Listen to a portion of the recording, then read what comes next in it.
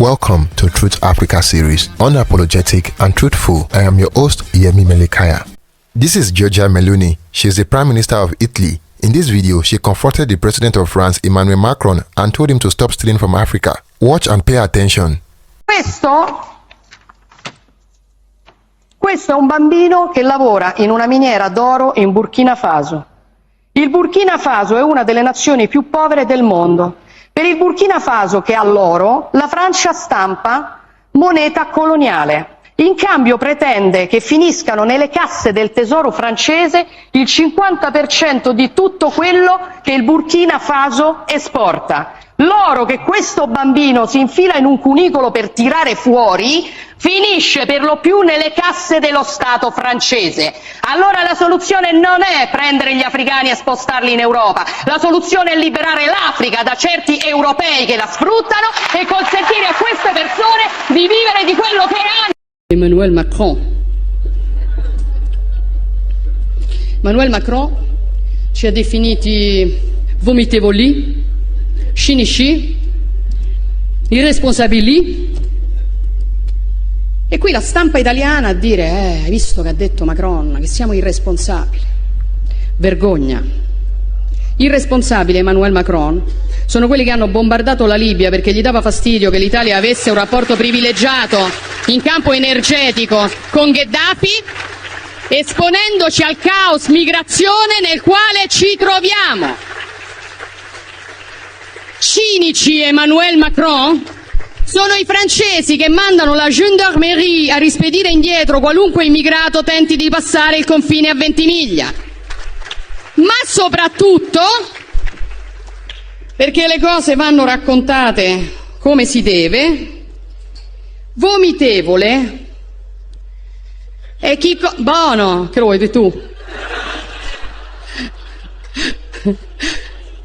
Ci hai mai tolto il pathos?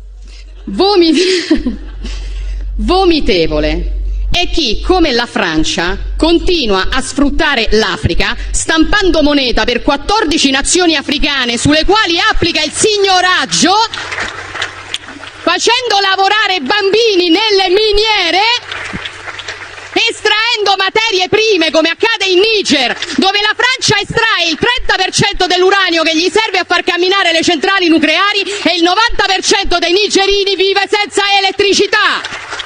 Non ci venire a fare lezioni, Macron, perché l'Africa scappa da voi e la soluzione non è spostare gli africani in Europa, è liberare l'Africa da certi europei.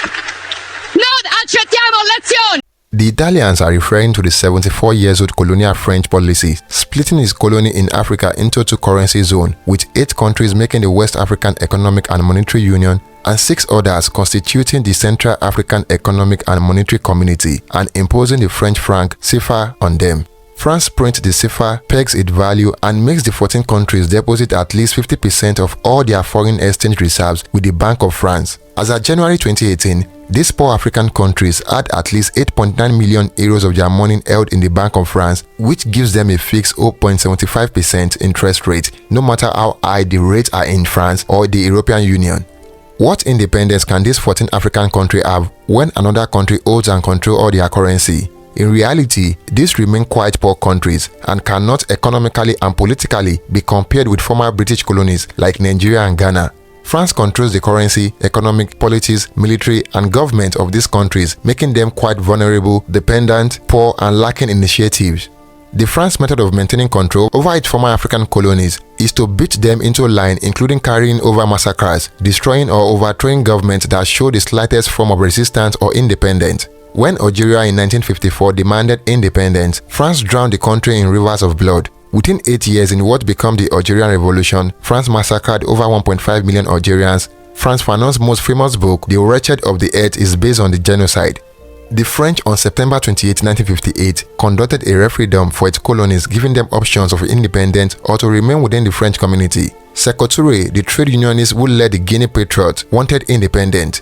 He declared, "We prefer poverty in freedom to riches in slavery." So while countries like Cote d'Ivoire voted by 99.99%, Congo by 99.38%, Upper Volta, now Burkina Faso, by 99.8%, Chad by 98.29%, Dahomey, now Benin, by 97.84%, and Senegal by 97.55%. Only 4.78% voted in Guinea to remain, while the rest voted to be independent. An angry France turned on Guinea, destroying files, machinery, infrastructure, and doing all it could to return Guinea to the Stone Age. In 1958, Sylvanus Olympio won elections as Togolese Prime Minister. France imposed 800 million CFA on the country as cost for infrastructure when it colonized and exploited the resources of the country. Olympio, a lawyer, mobilized the Togolese and paid the French extortion within 2 years. The country became independent on April 27, 1960. To make Togo truly independent, the Olympio administration moved toward building strong relations with the United States, Germany, and Britain. Then, in a move that turned out to be suicidal, Olympio decided in 1962 to establish the Togolese Central Bank in preparation to floating its currency. That means that Togo was trying to exit the CFA zone arrangement. The French on January 13, 1963 organized a coup using its Togolese legionaries who had just returned from fighting its colonial wars in Indochina and Algeria. When the soldiers arrived in his residence, Olympio had only 2 unarmed policemen as security. He was able to escape in his shot into the neighboring house, which was the residence of the American ambassador. The ambassador asked President Olympio to stay on its premises. Shortly afterwards, the soldiers, apparently with American permission, entered the embassy building and Olympio was executed. France's naked interventions in Africa continue. After the 2010 controversial election in Cote d'Ivoire, the French military simply took sides against the then President Laurent Gbagbo, seized and exiled him to Europe in the name of bringing him before the International Criminal Court on what were manifestly trammed-up charges. The truth the French will not reveal is that Gbagbo had begun to take independent positions, including reforming the banking system that can lead to an exit from the CFA. France is just the typical colonial master that visited unspeakable atrocities on the colonies, especially in Africa.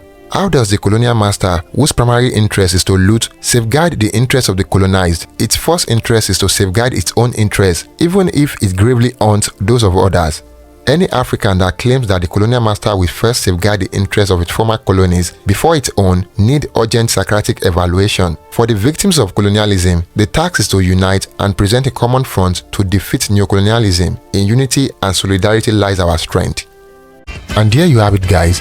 Kindly share your opinion in the comment box below and do not forget to like this video so YouTube can share this video with more people like you. Until next time, cheers and have a good one.